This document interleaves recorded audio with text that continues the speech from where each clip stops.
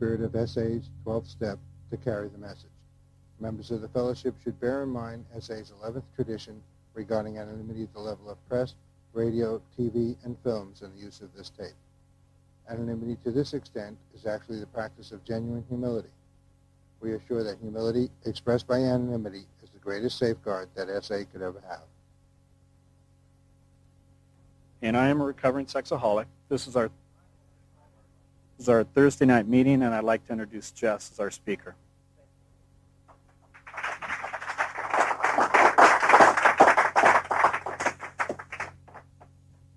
Thank all of you. I got a low table, but I can see most of you okay. I'm Jess, and I'm a exceptionally, overwhelmingly, unbelievingly grateful sexaholic. You know, it's the funniest thing in the world that a sex pervert like me has to come into recovery and ends up getting the greatest thing there is in the world. That just, you know, God has got such a fabulous sense of humor. A piece of garbage like me, you know, and ending up with you and with a good path, and, you know, and you folks helped point the way. So what I'm here for is, in one of the other programs, they have a tape that has been tremendously useful, which is a Newcomer's tape. And one of the guys in our meeting out there, a newcomer, came to one of our meetings, and somebody gave him a tape. And I thought, my God, that's not the kind of tape to give somebody fresh and new to this program. And I thought, well, okay, what kind of tape would there be that would be a right to somebody fresh and new to the program? What kind of things would you or I want to say to a guy, to our own brother, or to our own sister, if they walked in their first meeting and we wanted to give them something to take away from that first meeting? And so that's what this tape is my best idea, following in the footsteps of the guy that made the Newcomer's tape here in California many years ago in another program. Now, overwhelmingly, if my own brother came to me and said, Jess, I think I might be a sex addict, I'd say, first of all, get a meeting. First of all, get with you people. Hear your stories. Secondly, get an SA book and take it home with you. Take the SA folder home with you. To me, one of the most, I always thought chapter 5 in AA was the greatest, most inspired thing I'd ever read, the first part of chapter 5. But to me, our problem and our solution, maybe it's just because I'm a sexaholic, but to me that is the most beautiful, powerful language there is. I've read it to people on the phone, you know, people who are in this field, not sex addicts, and say, where did that come from? You know, the power of those words are so striking. So those three things I would want that my own brother to carry out of that first meeting. I want him to carry out you and your faces and the shine of sexual sobriety on your face. Rick down in Phoenix used to call that the SA shine. After a person's been sober 90 days, like when John was speaking, that SA shine was there. I got a sneaking suspicion John's face might not look like that the day before he walked in here. Because for most people, we were awful dark looking.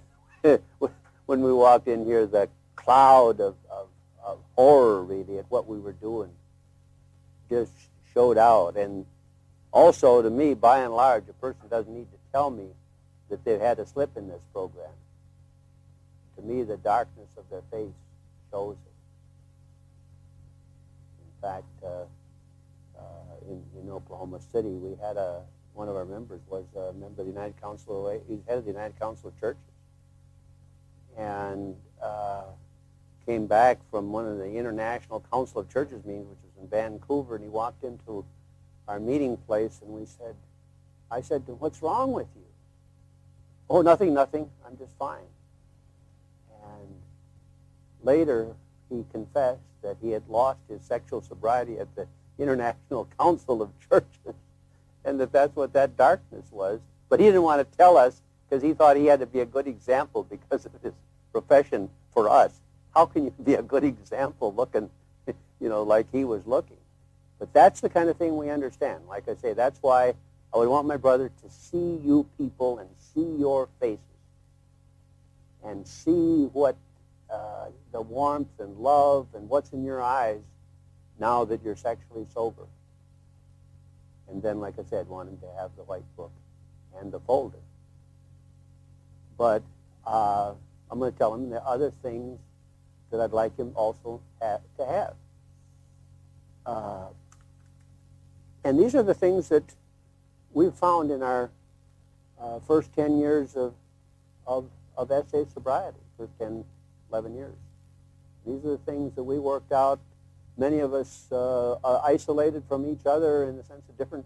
There would maybe only be one or two people sober in each city, and we would call each other on the telephone and share our sobriety. There wasn't a whole room full of people like there is here.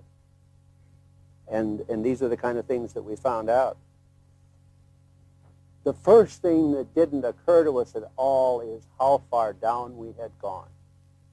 We had the idea that if we would just stop the worst of our acting out, we would be just lovely people.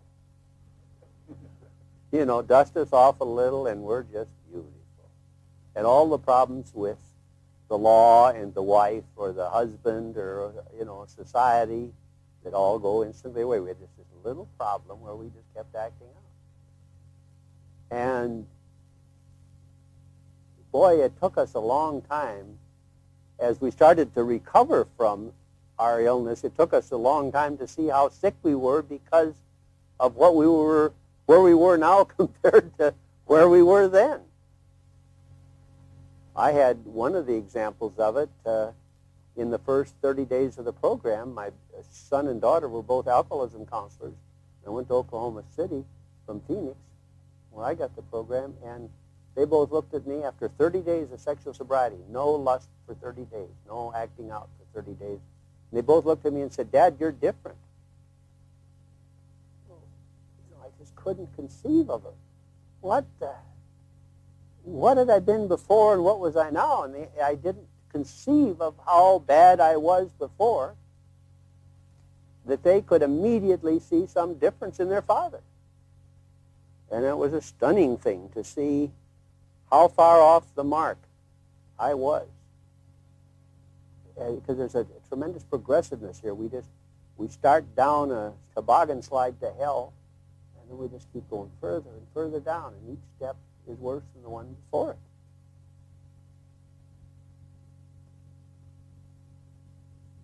And the thing, like I say, we learned that by seeing all of the things that we got rid of. That helped show us how much we had, of how bad it was. And I know one of the feelings that I had in early recovery was all of a sudden I had a sense of integrity, that the outside matched the inside all of a sudden.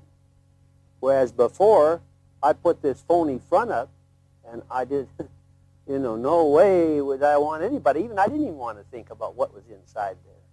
And there was a total lack of integrity. The outside was one way, and the inside was, if you knew what I was like inside, what I had done, what I was doing, you couldn't bear to see it, couldn't bear to be around me. And another idea that we had, and it's so humorous, because when we planned one of the first conferences in Seattle, one was in Salt Lake, and the next one was in Seattle. No, the next one was in Phoenix. The third one was in Seattle. So our third conference, we were still figuring out how cheap we could make the conferences. We kind of like bring your own sleeping bag, and we've got some campground here that you can park in. We figured sexaholics were so awful people. We were the ones who planning the thing. We were doing pretty well financially, but we figured all the rest of you guys were just some skid row bumps and totally worthless. And here now we're staying in these beautiful hotels, and it's like money is no object. Well, it reveals really the true nature of the people who become sex addicts, and I see it now so clearly. Like the people I sponsor a playwright, a psychiatrist, a master of engineering, a priest, a minister, and help sponsor an opera singer. I've only got one guy sponsored that is anywhere out of the upper echelons of income earning. Okay, why? Well, simple. You have got to have, unfortunately, quite a bit of intelligence to look at a picture in a Montgomery Ward calendar or a catalog of a woman in her underwear and get sexually stimulated by that. We they take that for granted, but your ordinary ditch digger, that does not turn him on that much. He needs something a little more concrete than that. But because of our minds, we can make a lot out of very little, really.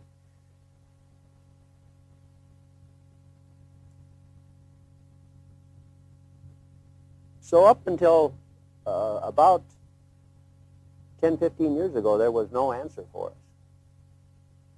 And the answer was we were just progressing in our addiction, and we didn't have the same kind of end as the alcoholic, in the sense of an alcoholic, it takes you right to your death almost always. This took us to a moral death. And some of us would face prison or being shot by jealous husband or shot by families with window peeped on or things like that. But most of it was just, of us would just die this disgusting death to me, which is way worse than a physical death, of just going lower and lower into degradation and more isolated from everybody in real society and real humanity. But we had the blessing then of somebody showing us the heart of our addiction, and that's why we're here. In my case, it was my wife saying, get in Sexaholics Anonymous or get out. Okay, I'm a Montana guy, and to get into Sexaholics Anonymous, I got to get to Phoenix, Arizona at the right time with a wife with adequate amount of recovery, with people around her who know enough about Sexaholics that I can get out. And there's that was the one functioning group really in the United States at that time in 1983, was in Phoenix, Arizona. Okay, now you figure out what kind of planning it takes to engineer that. I want to say to God, what in the world about me is making you're worth going all that trouble just so I could come into this program? I don't understand. How can you understand something that much?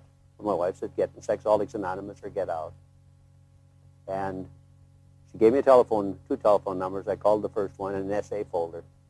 And Kent said, Jess, it's lust. It's what's in your head that was killing you. And right on that moment, I got the greatest gift that I have ever received in my entire lifetime, which was a gift of a momentary silence where I was able to, and quietness, where I was able to look into my very soul and see, my God, that's what's wrong.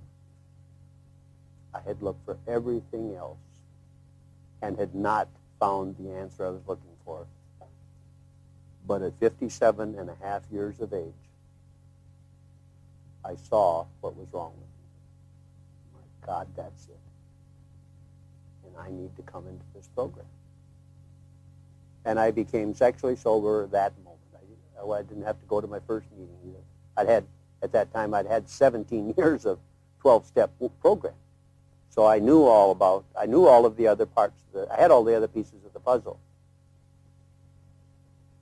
And I knew immediately that I could get immediate relief from lust, which happened to be the only part of my addiction remaining, but it's the most awful part, really. Most people come in lusting and acting out.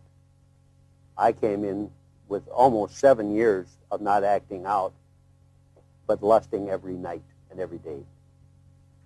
So I'm a beautiful example of how sick you can get without acting out, and how much lust is the core of the thing. So I get the same relief from giving up lusting that you guys, that those of you who lusted and acted out both, got from giving up lusting and acting out. So those were the most precious words that I ever heard. And God gave me this beautiful gift, and why God gave me that beautiful gift. And of course, for years I went through thinking, well, I had some fantastic strength that I could give up lust, and why the heck didn't these other idiots that were coming into SA give up lust as quickly and easily as I did? It's just like a guy with $1 million who inherited it, saying, hey, you dummy, how come you're so poor? Why don't you work hard like me and you can be rich too? He's missed one little thing. He got to have $1 million handed to him. Okay, And that's the mistake I was making. I had the gift handed to me and then was taking credit for it for some years. It took me some years to understand that it was a free gift from God, and why I was given this gift, I will never know. Why I was given this program and the knowledge of it, I'll never know.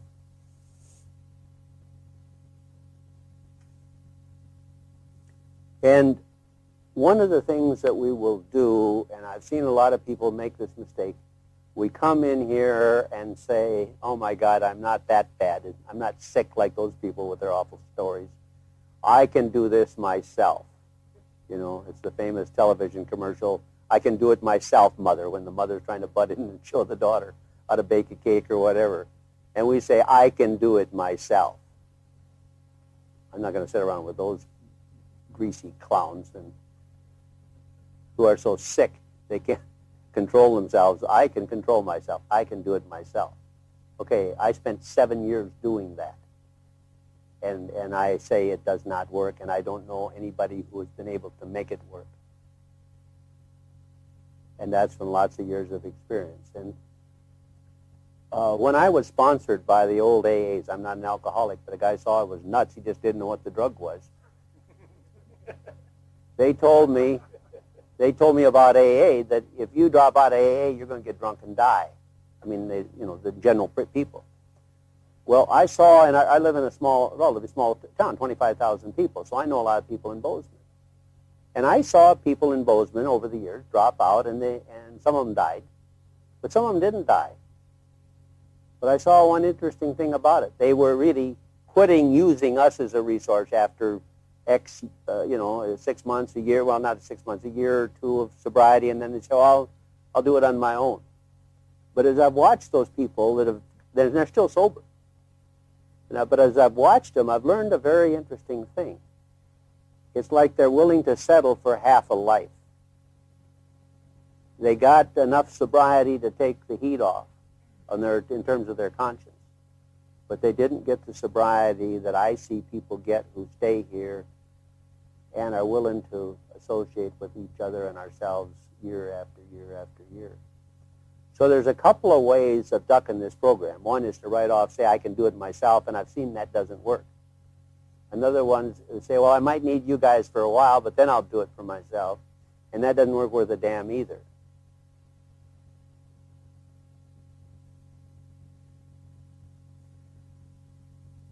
And I think the hardest thing to understand, especially for a newcomer about this program, is that word lust. To me, it's like we're blind and we can't see the word. In fact, as newcomers, to me, there's 2 or 3 things that we don't see when we first come in. We don't see it's about stopping lusting. We notice it's about stopping masturbation and having sex and our different forms of getting sexual comfort. But we don't see about lusting. What the hell's lusting got to do with it? And the other thing we don't see is not getting into relationships. Good God, if I don't get into a relationship, I'll die. I'll certainly die. And those are the 2 things we don't see, and particularly lust. And again, when we first came into this program, there were the other 2 programs going simultaneously, and we were the one with the real tough restrictions. We were so tough on stuff, and I thought we would never go anyplace. It was good for me, but I didn't see that we would ever stand much of a chance in the marketplace of these ideas, but that hasn't worked out. Is oddly enough, this so-called tough program is the one that has grown solidly and steadily through the years. And why is that? And to me, the answer is the power in stopping lust and the focus there. But I see how long it takes for newcomers to begin to understand that we really mean it and that lust is really harmful. And they can't conceive of it. So they got 2 problems with lust, and I'll talk about the first one first, but I'll also mention both of them right now. They can't conceive that lust is so harmful to them, and then they can't conceive, if they do get to that point, they can't conceive that they could ever live without lust. The thing that's their constant comforter every day in their life from the time they're about 5 years old up until the present time. Okay, so let's talk about lust and why it is a problem. Okay, like I say in my case, the minute I gave it up for 30 days, all of a sudden my 2 kids could tell the difference in me. What in the hell was it doing to me that they could see a difference in just 30 days? Well, I know now what it was doing to me. It was making me totally blind to all of life. Anything that I didn't like, and I jumped into lust. And it's like, well, I guess it'd be like cutting. You got a computer, you cut the wire from the keyboard to the monitor. You got trouble with your computer right away. Okay, that's what we do with lust, is we cut off all of the precious input into our system that says, hey, you're off base, buddy. Quit it. We hear that, and we jump into lust, and then they ignore the thing. We don't like fire alarms, so we cut the wires to the fire alarm. We don't go and look and see where in the hell the fire is. Okay, lust is literally killing us, because always lust means we are never where we are. We are always someplace else. I was sitting in my chair one day, and my daughter, who was about 9 years old, came up to my chair and waved her hands in front of my eyes. Dad, are you in there? And of course the answer was, no, I wasn't. I was gone. Okay? And we say, well, I wasn't doing anything. I'm just lusting. Okay, I've come to understand this much better, and they didn't know this then, but they do know it now. You know, what bothers a man more than anything is when his wife has sex with somebody else, or girlfriend. What bothers a woman, a wife or a girlfriend, is when the guy has an emotional attachment to somebody else. It isn't focused on the sex the way it is for the guy. Okay, when I'm fantasizing having sex with somebody else, guess what? I got an emotional investment and attachment to that other person. And that's why women, particularly, but it's the same thing in reverse with the husbands or the mates of women sexaholics, but particularly the men or the wives could never get a hold of us because we were never there. We were always someplace else. We were always out there in the ozone. And that was where lust took us all of the time. Okay, that's why we've got to give that stuff up. Okay, well, and there's another reason for it. I would see guys and gals try to give up the masturbation. But they couldn't. But then they would tell me about their life, and they're lusting like mothers all day long. Okay, when you're lusting so much all day long, you have got to act out. You cannot stop from acting out when you're lusting that much. Because what it is, there are occasions that will stimulate you to acting out, but liken it to dropping a match on a concrete road. I'm sitting here and there's this concrete, the cement here. Okay, I'll light a match and drop it there, nothing happens. There's no fuel. Okay, but I lust some, and it's like throwing down waste paper and wood shavings and kindling wood and sticks. And I drop a match down, an occasional lust, and what happens? Bingo. All that lusting created all that fuel, and I haven't got a prayer stopping it. Okay, so I got lucky because I had just lust left to focus on. That's the only thing I had to give up, so it was so much clearer for me. But in those early days of SA, the guys were saying to me, what the hell are you doing giving up lust? For God's sakes, that's the greatest thing there is. You know, because there was no knowledge at that time, and they couldn't read the book very good. There was no knowledge that time of what the hell it was. You see? So, it has taken us up to now, and it's simple to see this now, or simpler to see this now, because the combined experiences of the fellowship, as Roy calls it, in the crucible of our experience, we have come to this tremendous position now where we see it so clearly. So if someone calls me on the telephone now and says, Jess, I'm lusting a little, that's no problem, is it? Well, I tell you, hey, buddy, if you want to stay sober, don't do it. There's a tremendous conviction in my voice.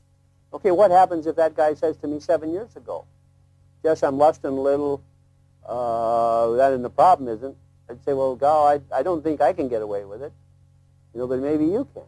Okay, we didn't know that then. Roy had, well, actually, when I came in, there was no white book. The white book, you see, was written about 85, 6, somewhere in there. But in 83, there wasn't any white book. Just a bunch of pamphlets and stuff that were totally unrelated to what the white book is now. So we were operated, all we had is the folder and each other's experience. Okay, so we couldn't conceive of how important it was not to lust. And what I've come to see now is when lust knocks on the door, that there is no handle on lust's side of the door. You guys have all had the experience of knocking on a door or coming up to a door where there's no handle on that side. You look at them funny doors. Okay, who lets lust in? You and I let lust in. So lust doesn't come in unless we open the door. So we didn't know that. Because in the early days, we kind of saw lust as this fearful force that we were powerless in front of it. We saw it like a tornado or something. It was just battering into us, and we didn't have a prayer. And we see now in the fellowship, the knowledge of the fellowship is no. All we do is ask God's help, and we don't have any lust. Only problem is we got to be willing to ask that God take it away.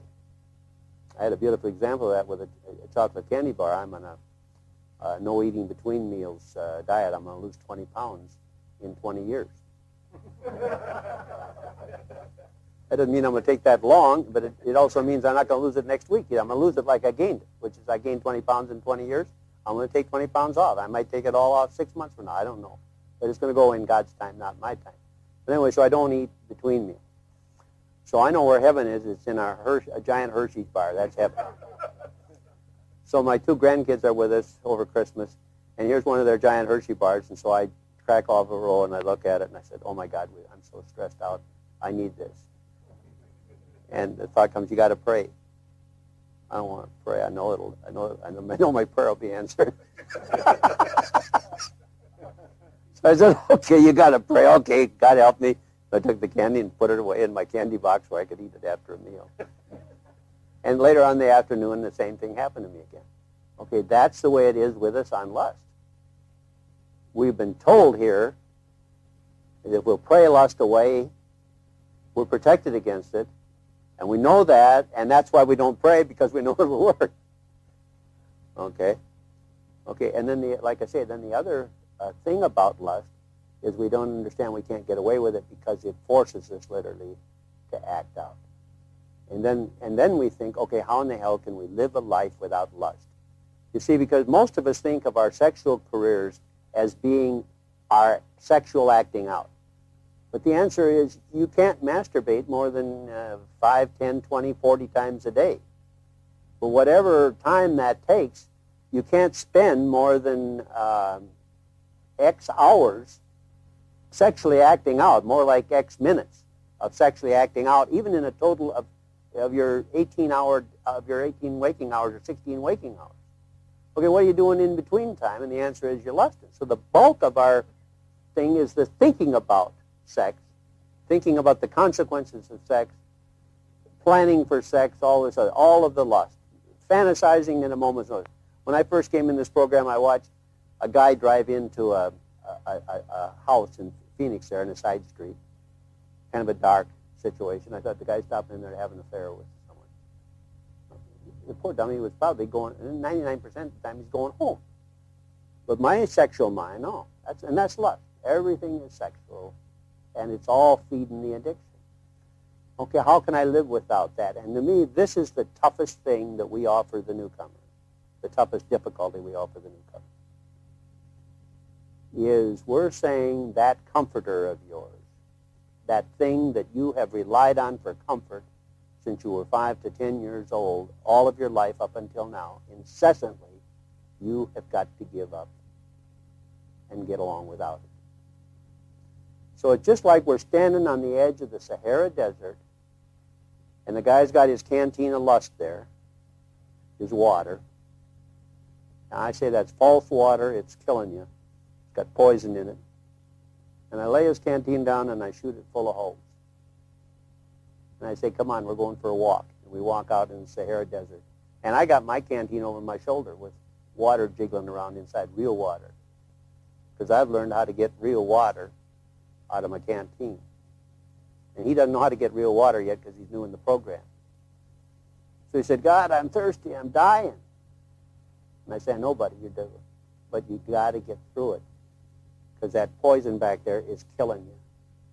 And this is the part that it's taken me some years to get to because I didn't have compassion and understanding for the newcomer the way I should have had. I didn't realize, because again, I had so much time in this program when I came in, and most of the people came in early day SA, most of us had other program time. I'd say 2/3 of us had AA, EA, Al-Anon, some other 12-step program before we came in. So in a sense, we had an alternate source of water. And now we're having a lot of people come into SA who have not had another 12-step program. So they come in, and we're walking out in the Sahara Desert, and they ain't drinking water. And we are. And I'm now seeing what we're asking of that person. Now, they got to do it. There's no way out of it. And the quicker you detox from the adrenaline produced by lust, the faster it'll be over. And you're only going to have to go through it one time, your first time. But any slip, and you got to go through detox again. So this is why it is so important that the newcomer understands the nature of the drug that he's taking, which is the adrenaline produced by lust. And the pieces of that puzzle have finally come together to me. I was in an early Phoenix meeting, and I was saying to another guy in the meeting, I said, my God, I said, that hit of going out after a woman has got to be way up there with heroin. I said, I've never taken the hard drugs, but it's got to be way up there. He said, it is. He said, I'm a member of Narcotics Anonymous, and he said, I've used needle heroin. And he said, for me, the hit of going out after a woman is a bigger high than needle heroin. That's that big ultimate charge when we're really going out after someone. Okay, what the hell's the drug? And the drug is simple. It's the adrenaline and all those other internal produced drugs that we produce inside ourselves. So hell, we should be members of Narcotics Anonymous. And if we were, it would be clearer. We manufacture this drug by distorting our own body chemistry and physiology. Okay? So that's what we're asking of the newcomer. That they go along in the desert with their mouths so dry and they can't talk and their lips are cracked, and we're sitting there drinking out our canteen. We're not having any trouble. Because we know where the true source of water comes. It comes from you. I get my water from you. Some of you claim you get your water from me. So we're doing fine. He's got water in a jug, so it's no problem. And I got water right here. Funny how these things work. I don't know about you guys, but you guys aren't talking, so that's the plight I see now so clearly, and I have so much compassion now for that newcomer. But there is only one way to detox, and that is to detox. It's like the story I read in my early life, The Man with the Golden Arm, about the guy who was trying to kick heroin. And he's locked himself in a room and just sweated and banged on the walls and did everything he could, but he had to get off that heroin. And that's the detox that we got to do. Now, there's two ways that we come into this thing. Let me put the choice and then kind of see how we stand here on this. I've never done this before. Some of us come like I did, in a sense with max force. We got a gun to our back, and I had to come in, or the marriage was gone, or we come in, or we go to prison, or we come in, or various things. Or we come in and we look around and we see, wow, this thing that I've got is headed in a bad direction. I'm not all the way down yet, but I better come in. I know guys that have done that. Okay, how many of you came in like I did with max force behind you? Okay. How many came in the other way? About half, it looks like. Yeah, it's about half and half. Okay, I don't understand the other half of you guys.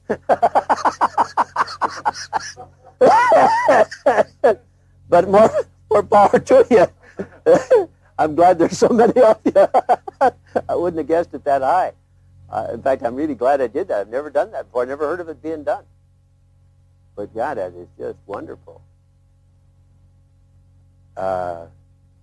Because, people come in and they hear our first step stories. In Bozeman, what we do when a person comes in and it's their first meeting, we all just go around the circle and tell an abbreviated first step. And they hear our stories. And I just know so many of them think, well, boy, if I ever got as bad as those guys, I'd do something, but I ain't that bad. And, of course, it's like my old AA sponsor, Vince, said. He said, I'd see them guys on skid, he said, and they didn't even have shoes that matched. And he said, I'd think, boy, if I got as bad as them, I'd do something about it. He said, I got as bad as them and worse and didn't do anything about it. Okay. But I think to those people to that person who would come in and say, okay, I'm not as bad as those people, there's two big lessons to learn. Number one is this stuff is progressive. The most awful example I've ever heard of that was a gay guy who sat beside me in Phoenix at a meeting, and my heart just broke for the guy. At first, he had gay relationships with friends, fellow gays. Then he had gay relationships with people that were strangers.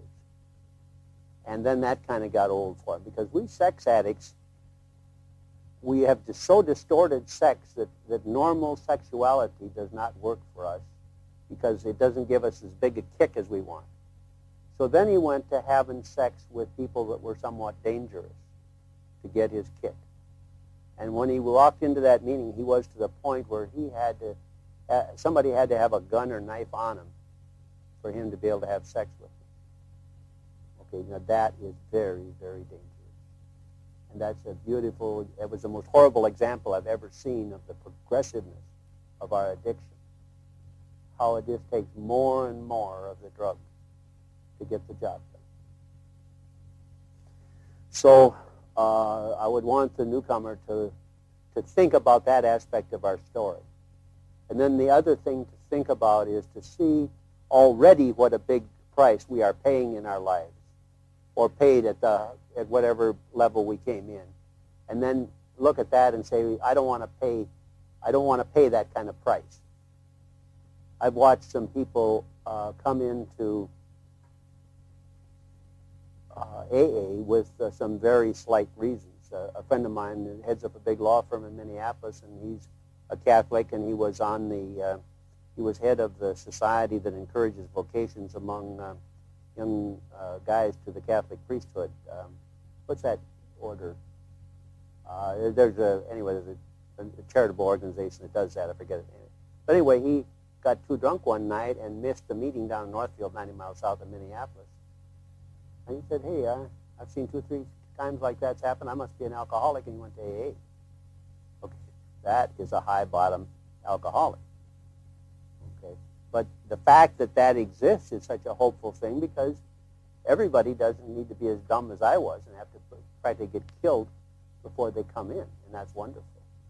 And then also, as they found in AA, the longer the organization went on, the clearer these dilemmas became, the more and more people came in who were lower bottom drunks, or rather higher bottom drunks, excuse me. So I say to you, okay, you can't lust, and how do I know that? And the answer is, we know that because of all the ways that our life has changed now as we have stopped lusting. And now I can do, I have the tremendous benefit of still doing the work that I did. I'm 45 years an advertising marketing man and sales consultant. Okay, I'm still doing that work. My first sales job, I sold 1 out of 20 people. The only way I could stay alive was by making a lot of calls. Okay, 7 years later, I sold 11 out of 13, so I was getting better. But what I'm so startled by now is the work that I'm doing with 11 and a half years of sobriety is just dazzling to me. But it's a little sickening in a way, because I think, my God, what could I have done?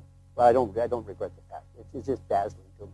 I see what I'm able to do now, and I think, oh my God, it's like the film is wiped away from my eyes, and what I can see and do, because my work I love so deeply. In fact, I was negotiating with a client for a big bonus system where I'm going to get 3% of his gross sales each year over his gain. So when he goes up $1 million, I get $30,000 bonus that year, and I will have had like 25 the year before. So we're talking. This is one of my clients. But I said, I'll tell you a secret. I said, I don't know what you're going to come back at me with what kind of system. But I said, actually, we got kind of really do this work for nothing because I love it so much. And I'm sure he's not used to that either. But that's how I feel, and it really is honest.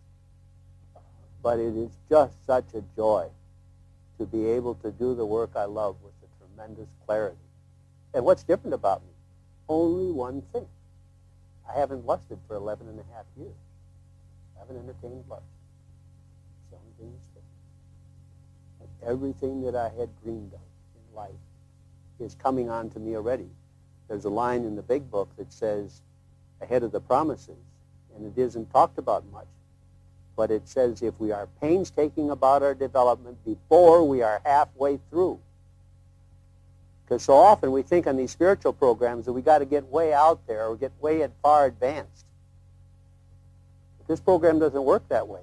Before we're halfway through, it doesn't say how much before. Okay?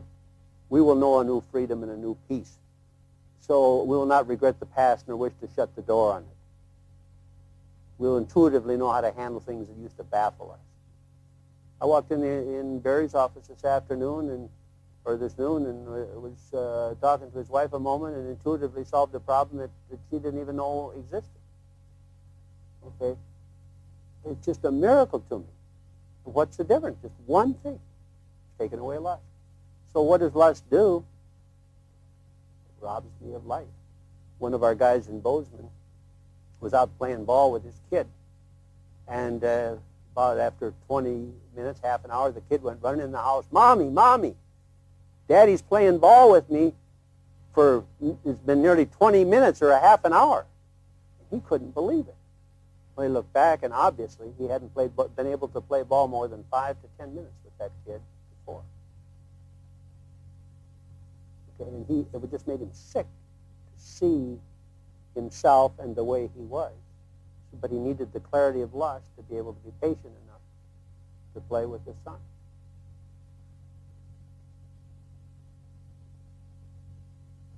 Now, I think, and there's no research to back it up like there is with the alcoholic, but I think we have a funny reaction to lust and adrenaline. I think we are particularly sensitive to pictures and the ability to remember pictures and to get a hell of a lot out of pictures and to get a hell of a drug hit from pictures. Why in the hell would people do what you and I have done, which is to give up so much life just to entertain a bunch of pictures? The story that Roy tells in the White Book is such a powerful one. Where he comes out, I think it's in the White Book, where he comes out of the restaurant, or he comes into the restaurant as they're waiting, and there's this beautiful gal comes out, and one of the guys makes some remark, boy, I'd like to jump in the sack with that one. And he starts thinking about her. They go on into the restaurant, and pretty soon the guys are talking about something else. But Roy's head is still with that, and 2 o'clock in the afternoon, his head is still with that woman. Okay, that's us. Now, why do we do that kind of stuff? I don't think it's just an accident. I think, like the alcoholic, we're particularly sensitive to it and get, like I said to Vince, Vince, I'm not, alcohol doesn't do anything for me. It just puts me to sleep. He said, of course not. You're not an alcoholic. Alcohol, he said, takes me to the land of impossible dreams. Okay? Lust takes me to the land of impossible dreams. Well, why in the hell does it do it for me when it doesn't obviously do it for somebody else? Because a lot of people won't lay their whole life on the line just to be able to lust like I will. Okay? And I see it in alcohol. I won't lay my life on the line for alcohol because it doesn't do anything. I get a little high from it, and it's fun to drink, but I'm not going to lay my life down for some drinks, but Vince would. And did. He lost a whole family and spent, 10 years on Skid Row. Because he had an unnatural high and hit from alcohol. Alcohol did something for him it wouldn't do for anybody else. And I think it's the same way with lust. Lust does something for us it won't do for anybody else but us, a sexaholic. That's my guess. Now, it might be many years or never before we're able to document that, but I tell you, I believe it enough that I don't want to, I don't need to see the study. I've got a PhD in science, and I know the scientific method and all the other stuff. But I don't need to see a study. I've seen enough evidence in people's lives, both the ones who came in here and couldn't stay, which is the bulk of people, because in Phoenix, that group was like musical chairs. You had a new person selling lust in the same chair over and over again. And it was just awful to go through that.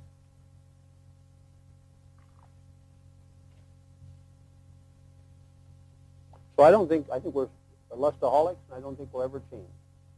And I think that, to me, as the years go by, we will increasingly comprehend more of what Roy has put in that book about the lustaholic and lusting and all of the problems of it. And lust drunks.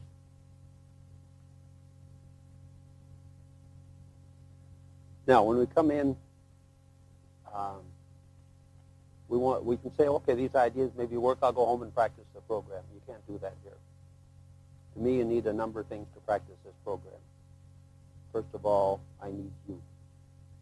Cannot do this thing without you. To me, that is the miracle of the 12 steps. Is when Bill met Bob, they had a program that would work. Until then, there's no way that program could work. So I need you. The next thing I need is a God. Some kind of power greater than myself. I don't care what you want to believe in. An old Indian on a hill, the force, the power of nature, anything, any power outside yourself. Any power greater than yourself. I choose to call it God. Okay, with the group and that power and the white book, you can get sober and stay sober. But you have to see the true nature of your difficulties. How much time we got, right? Okay. I'll take a little bit more time, and then we'll turn over some questions, and then we'll be out of here. So the first thing that, as we come here, the first thing we begin to see is not our insanity, because that's such a damn hard thing to see, but we begin to see how we kept doing over and over again the same dumb thing, and it didn't work. And then we hear somebody at a meeting say, what insanity is when you do the same dumb thing over and over again, it doesn't work, that's insanity.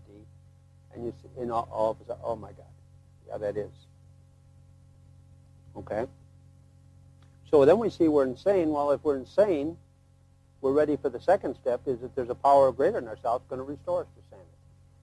And that is the thing that we offer that the psychological programs can't offer, our therapists can't offer.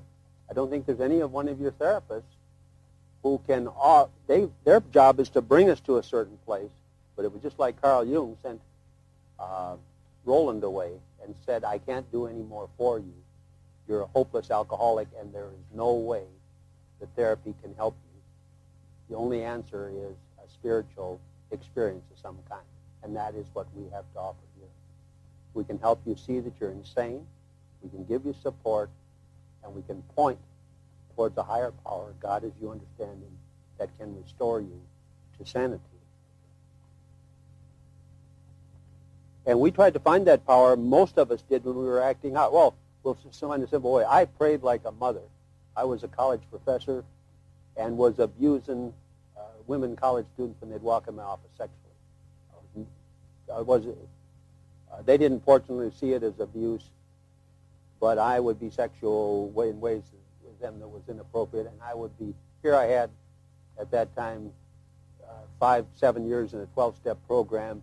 I'd be praying to God that I would not be sexual, and then I would be. How many of you prayed that you wouldn't act out sexually before you came here? How many of you prayed? Okay. Me and God couldn't get the job done. You and God couldn't get the job done. You had to have, like I did, you had to find a God with skin on, which is each of you for me. Somebody who was just like me was my way of getting to God. It's like back in 1935, God finally said, hey, I made this world beautiful, but there's one thing that I left out. There's a bunch of addicts down there who have prayed mightily, and yet it does not work for them. So I got to give them a system that will work for them. So I'll have these two funny guys meet in Akron, and each of them will see God in me, a God with skin on, and that will be a way. And from that time on, that 12-step program and all of the others have had a way to find a God that we can understand in our lives. And then through you, and you as a God with skin on, I can then continue to improve my conscious contact with that God. But it starts with you. And it stays with you all my life. I hope that I never get so satisfied with what I have that I stop coming here to you. So where was this power that we find here when we were acting out? And the answer, it was here. It was waiting for us. But we had to be willing to humble ourselves by coming to a meeting. And that's why there's such a miracle here. Now, there's two sides of that miracle, and we tend to get lost in the wrong side of it. And I see people, in my view, not judging, mind you, just observing, who are lost in the wrong half of the miracle right in this program. To me, they're lost in the idea of helping themselves. I got to be nice to myself. I got to do things for myself. I see it in incessantly working the first 9 steps, some of the first 9 steps, as though we could ever do any one of those steps correctly. I don't give a damn if somebody, I can't. I've had 27 years of step work. There's no way I can do the first step correctly still. And so that to me, the wrong half of the miracle is getting lost in the idea of helping ourselves. To me, the right half of the miracle is getting lost in the idea of helping others. It's a service aspect. To me, the first 9 steps are to be worked by us as quickly as we can work them. And then spend the rest of our life working the last 3 steps. And let God then step in and improve and transform us and improve us and remove our defects of character. So that, to me, the best half of this program is where God does the work. We spend the rest of our life then helping God's children do what they want to do. We do God's work, and God does our work.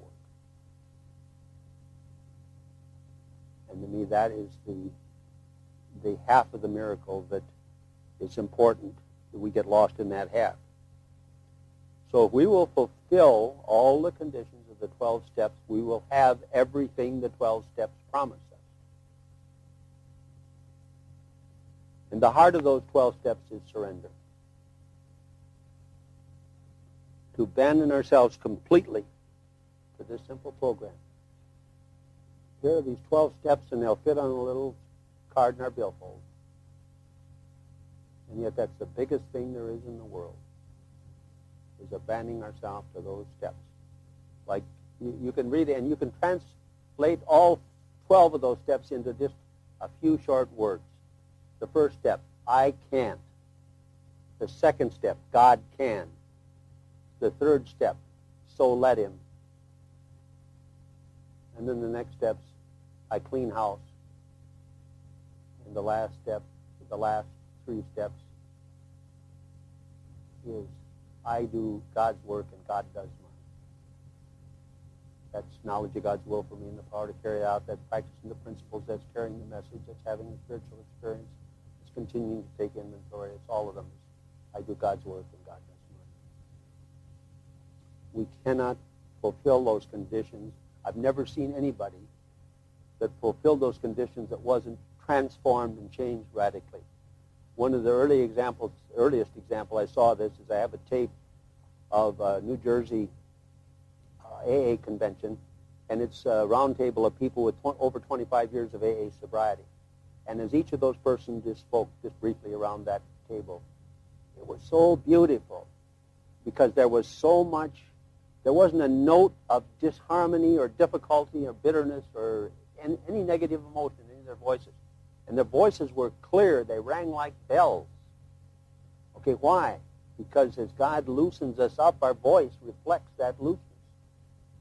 I'm sponsoring this, co-sponsoring this opera singer, and I'm telling him, in fact, I put it on some tapes that I made with Glenn in Newark, that as he practices this program, his body, for a singer, your body is the instrument. It's like a Stradivarius violin. You put it in a humidity environment and it loses its tone. Okay, that's him as a sexaholic. As he gets sexual sobriety, it's drying out that violin so it has its total resonance so that we will be able to hear Mark's recovery in his voice. And they're already hearing it. People who knew him say, my God, you're singing in a way that you've never sung before, and that's just only after like a year of sexual sobriety. Okay? So that's fulfilling these conditions of this program and doing that surrender. Now, that simple surrender is the toughest thing there is in the world because we're men and we're status people. Like all this crap about men and women are the same, that is the biggest bunch of phony baloney that people are trying to sell themselves. You put 3 little boys in a room before they have any language, could have learned anything. You put 3 little boys and 1 toy in a room. The toughest, most dominant kid has the toy. You put 3 little girls and 1 toy in the room, and they share the toy. Okay? So for us guys, surrender is the toughest thing there is. It's like why we don't ask for directions. Because if we got to ask for directions, we're putting ourselves below the person we're asking the directions to, and we can't bear it. So surrender, I'll die first. Okay? But the passport to this program is you walking in here and I walking in here and surrender. Okay, it took me, I had to be so beat on, I had to be 57 years old and beat on in every way, shape, or form before I could finally surrender. Okay? Most of you are surrendering much earlier than that. It's the greatest thing in the world, and if there was any way, it's the greatest gift there is, and if there's any way I could just really give that to you, I'd do anything I could to be able to give you that gift of surrender. But it's not in my hands. It's someplace else. So my surrender was given the original impetus to my wife and Kent. Everything that's been given to me, and every battle I fought, I have won by surrender.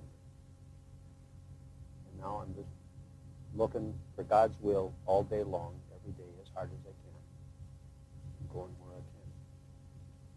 And that's what I would say to my brother if he came to this meeting and met you and had the leaflet and had the white book and walked out the door. Thank you. Appreciate being with you.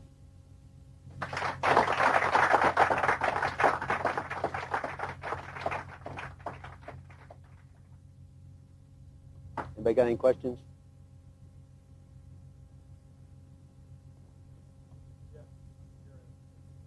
Thank you. What directions do you give a guy that's going to write first step? What I say is write down the sexual things that bothered you. And to me, you can do that. I did mine in 2-hour sessions. And I've never thought of a thing since then that wasn't on that list. Because that's why we come in here. There was a whole bunch of sexual things that bothered us.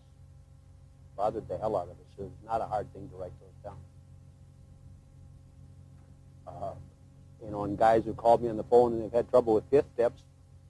And like one guy told him, I said, call me back in an hour and give me a 5th step. Because this is, there's a great guy in AA, a guy named Martin down in Chicago, and he says, I've never seen anybody work these steps too fast. But he said, I've seen plenty of people work them too slow. Or I've never seen anybody hurt by working these steps too fast. I've seen plenty of people hurt by working them too slow. And boy, I see that. It's preposterous to think we can work a step well.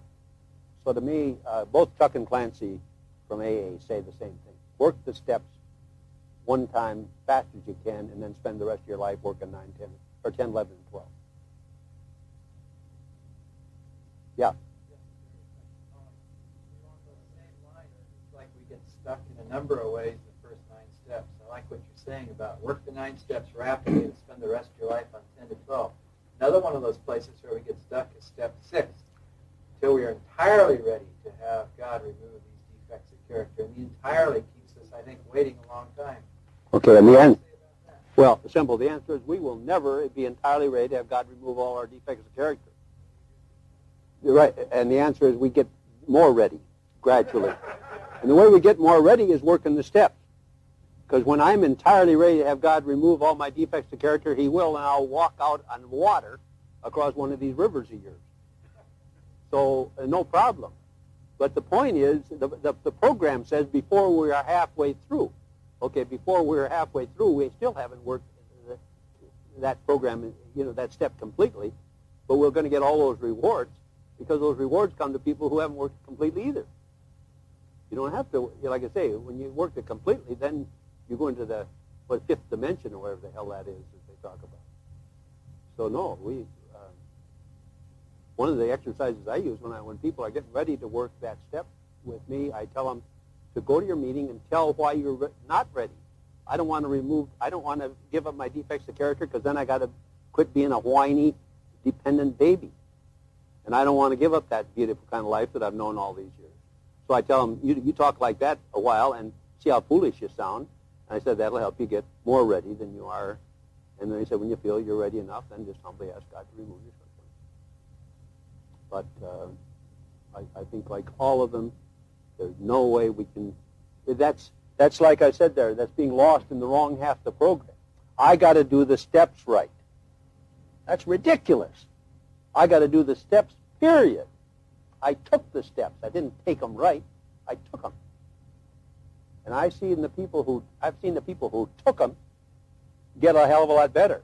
I've seen the people who dither around with them not get a lot better. So what that tells me is really clear and strong to me. So, like I say, if I'm sponsoring my brother, I say get those steps done just as quick as you can. You can do them in a week. Well, not asking to do them in a week, but I wouldn't put a time limit on it, because God guides each of that process. Sometimes it happens, in a matter of a short period of time. I know one guy a guy called up Chuck, and he was going to kill himself. He had the revolver in his lap. And Chuck said, well, I can't talk to you for 4 days. If you can wait till I come and see me. And Chuck took him up through into step 8 and 9, right from the time of 7:30 to 2 o'clock the next morning. So we've only got a short history, but AA's got a long history, and let's use it. Because so much of AA's history applies to us. Addiction's a little different. It's got some different characteristics. But those lessons are so valuable. So I've got a ton of AA tapes. I must have 150 AA tapes. And the Chuck tapes, like for New Pair of Glasses, I've listened to that set of tapes. Maybe I like them way better than the book, because I hear Chuck's voice saying this stuff. And I've listened to those tapes over 20 times. And I've listened to them a lot more times in my life. Nothing for me to get a tape, but from some speaker like Clancy or Chuck that I admire so, and listen to it 10 times. Because that's got to get built into me. I just can't know it intellectually. Yeah. Hi, Ron Sexaholic. Yeah, Ron. You talked about living free from sexual lust. You talked a lot about sexual lust. And could you talk about lust, other forms of lust in time, please? Yeah.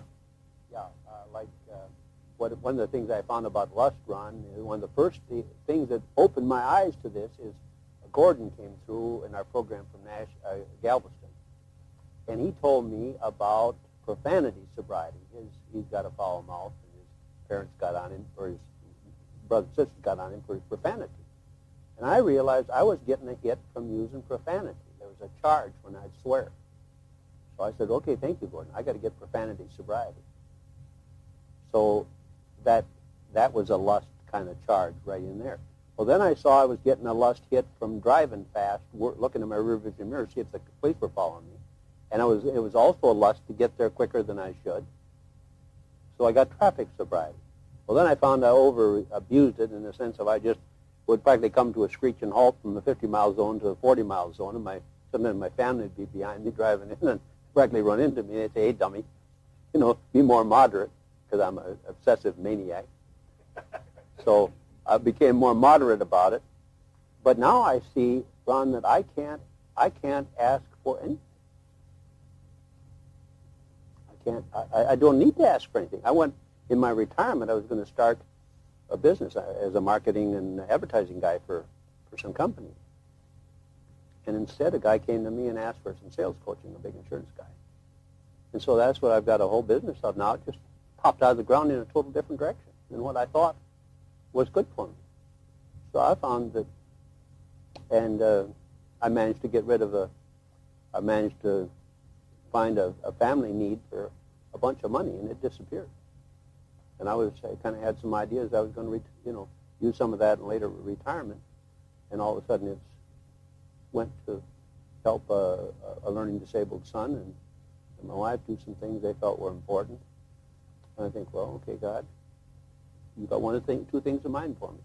You're either going to help me make enough money to replace some of those savings and build back some of those investments, or you want me to live on reduced situation, 10 years from now. I don't know. And I'll find out. I'll let you know 10 years from now, Ron. Because I don't know. I'm going to set out to save some money if I can, but if I can't get her saved, it's a sign that, it's no big deal. Because I can live okay by cutting my standard of living back when 10 years rolls around.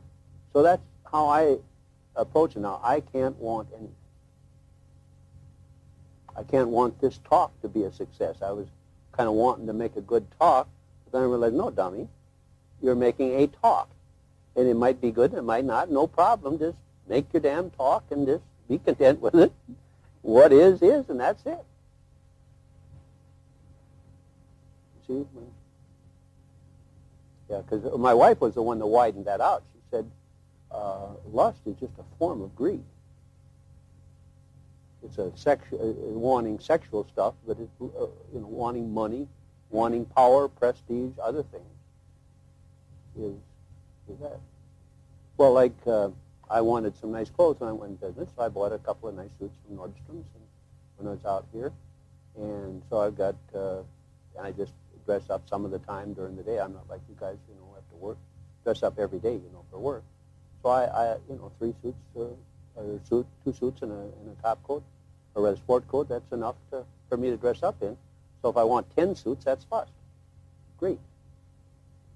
I go out, I want to look real nice, but I don't want to, a part of me would like to go out and buy a bunch of stuff. I love clothes, I love to buy clothes, but no, I'm not allowed to do that.